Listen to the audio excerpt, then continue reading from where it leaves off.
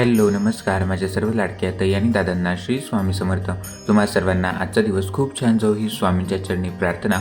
मी गजानन नाईक तुम्हा सर्वांचे माझ्या यूट्यूब चॅनलवरती मनापासून स्वागत करत आहे। तर आज होती मकर संक्रांती, तर तुम्हा सर्वांना मकर संक्रांतीच्या खूप खूप शुभेच्छा। तर तुम्ही बघू शकता अशा प्रकारे आजची जी स्वामी सेवा होती तर ती माझी आता एकीकडे चालूच होती। जो मंगल कलश होता तर तो देखील मला आज चेंज करायचा होता, त्यामुळे त्याची जी पानं होती, जो नारळ होता तर तो मला चेंज करायचा होता। म्हणजेच जी पानं होती तर ती मला चेंज करायची होती आणि जो नारळ आहे तर तो मी तसाच ठेवला होता, कारण तो बरेच दिवस झाले आता नारळ तसाच आहे, म्हणजे छान प्रकारे तो राहिलेला आहे। त्याला जर कोंब आला तर तो तुम्ही चेंज करू शकता, किंवा जर तुम्हाला नारळ चेंज करायचा असेल तर तुम्ही जी महिन्याला पौर्णिमा येते किंवा मंगळवारी किंवा शुक्रवारी अशा प्रकारे देखील तो नारळ चेंज करू शकता।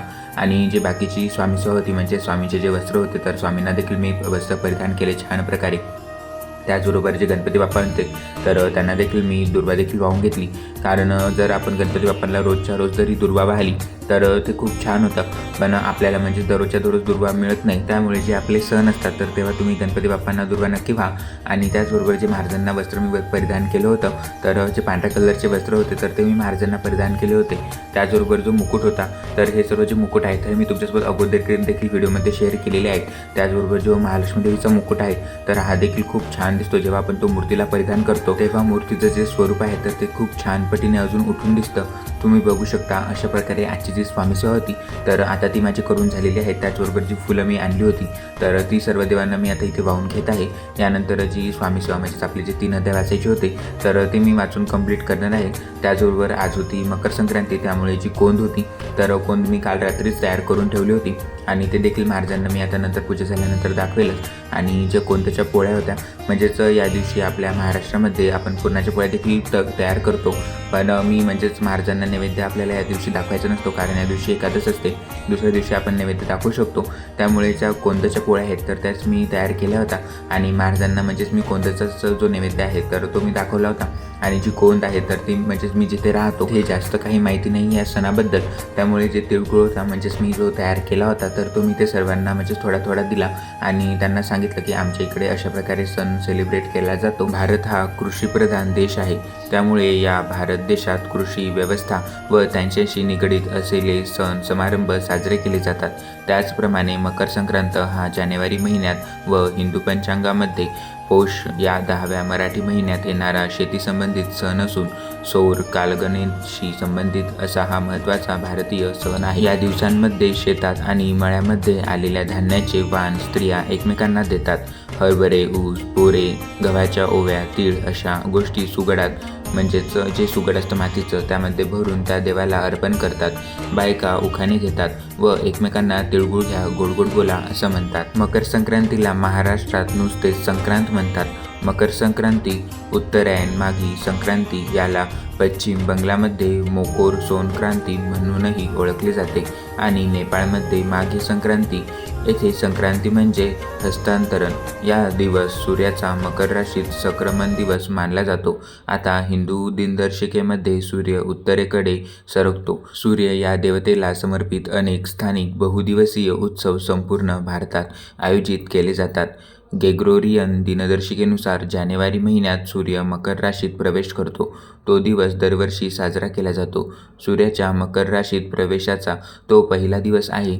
लीप वर्षामध्ये एक दिवस जोडल्यामुळे मकर संक्रांतीची तारीख थोडी बदलू शकते।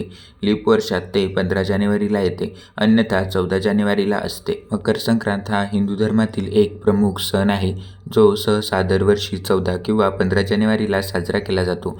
या दिवशी सूर्य धनु राशीतून मकर राशीत प्रवेश करतो। हा सण कापणीचा काळ आणि उष्णतेची सुरुवात दर्शवतो, त्यामुळे तिळगुळ घ्या आणि गोड गोड बोला असे म्हणून स्नेहाने संबंध दृढ केले जातात। तसेच सुगडी पूजन, पतंगबाजी आणि काळे कपडे घालण्याची परंपरा आहे। संक्रांतीचे धार्मिक महत्त्व, चला तर मग जाणून घेऊया। मकर संक्रांतीला उत्तरायण म्हणतात, कारण या दिवसापासून सूर्याचे उत्तरायण सुरू होते आणि दिवस मोठा होऊ लागतो। धार्मिक मान्यतेनुसार या दिवशी संक्रांत देवीने संकरासूर दैत्याचा वध केला होता। संक्रांतीचे वैज्ञानिक महत्त्व, हा सण सौर ऊर्जेवर आधारित आहे। जेव्हा सूर्य उत्तरायणात प्रवेश करतो आणि पृथ्वीवर प्रकाश आणि उष्णता वाढते। संक्रांतीला तिळगुळाचे महत्त्व काय? तीळ आणि गूळ हे आरोग्यासाठी म्हणजेच उपयुक्त आहेत, उष्णता मिळवण्यासाठी। म्हणून तिळगुळ घ्या, गोड गोड बोला असे म्हणत कटू आठवणी विसरून नातेसंबंध गोड केले जातात. सुगड पूजन.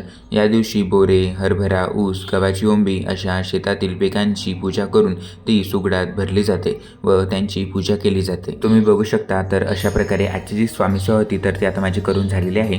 आणि जे तिळगुळ मी तयार केला होता तर तुम्ही महाराजांना देखील दाखवून घेतला, म्हणजे सर्व देवांना मी तिळगुळ वाहून घेतला. त्यानंतर मी तुळशीला देखील तिळगुळ वाहून घेतला. तर तुम्हाला माहिती असेल तर माझी जी गॅलरी आहे, म्हणजेच जी माझी हॉलची खिडकी आहे, तर बाहेरच्या साईडने मी तुळशीला ठेवलेलं आहे. पुढे तुम्हाला व्हिडिओमध्ये दिसेलच की मी तुळस कशाप्रकारे ठेवली आहे आणि उंबरठ्याचे पूजन मी कशाप्रकारे करतो. कारण जेव्हाही आपल्या घरामध्ये कोणताही त्यौहार किंवा सण आपण साजरा करतो किंवा कोणतीही आपण पूजा करतो तर तेव्हा पहिल्यांदा तुम्ही तुमच्या उंबरठ्याचे पूजन नक्की करा. म्हणजेच जिथे मी राहतो तर तिथे उंबरठा प्रॉपर नाही आहे, त्यामुळे त्याच्यावरती मी हळदीचं लेपन करत नाही. जर तुमचा उंबरठा प्रॉपर असेल तर तुम्ही तिथे हळदीचं लेपन देखील करू शकता. फक्त म्हणजेच तिथे मला उंबरठा नाही आहे, त्यामुळे फक्त मी स्वास्तिक आणि जे पाऊल असतात तर तेच मी काढतो. आणि तुम्ही बघू शकता अशा प्रकारे जी बाहेरची तुळस आहे तर ती इथे मी अशा प्रकारे खिडकीमध्ये ठेवलेली आहे आणि खूप छान प्रकारे आता तुळस मोठी झालेली आहे. जेव्हा म्हणजेच मी तुळशीचे लग्न केले होते तर तीच तुळस नंतर मी या जी कुंडी आहे तर त्यामध्ये तिचं जे रोप आहे तर ते मी लावलं होतं आणि जो उंबरठा आहे तर तो मी अशा प्रकारे सजवतो. तर तुम्हाला माझा आजचा व्हिडिओ कसा वाटला कमेंटमध्ये नक्की सांगा. व्हिडिओ आवडला असेल तर लाईक, शेअर आणि सबस्क्राईब करायला विसरू नका. भेटूया अशाच नवनवीन माहितीपूर्ण व्हिडिओसोबत. तोपर्यंत सर्वांना पुन्हा एकदा श्री स्वामी समर्थ.